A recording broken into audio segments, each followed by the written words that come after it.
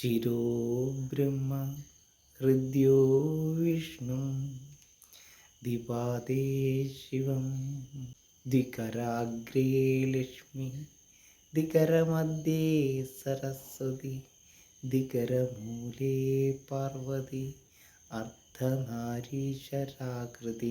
മനുഷ്യാകൃതം.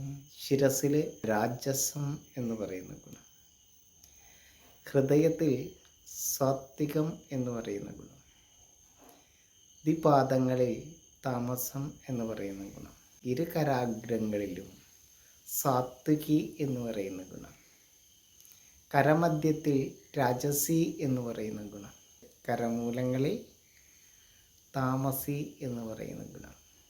ഇങ്ങനെ 6 ഗുണങ്ങളാണ്, 6 ദേവതാ ഗുണങ്ങളാണ് നമ്മളുടെ ശരീരത്തിലുള്ളത്. എന്താണ് ദേവതകൾ എന്ന് ചിന്തിച്ചിട്ടുണ്ടോ? ദിവം എന്ന് കേട്ടിട്ടുണ്ടോ? ദിവം എന്ന വാക്കും ദൈവം എന്ന വാക്കും തമ്മിൽ വലിയ വ്യത്യാസമൊന്നുമില്ല. എന്താണ് ദൈവം എന്ന് നിങ്ങൾ ചിന്തിച്ചാൽ ബാക്കി ഉത്തരം കിട്ടും. അല്ലെങ്കിൽ നമുക്ക് തുടരാം.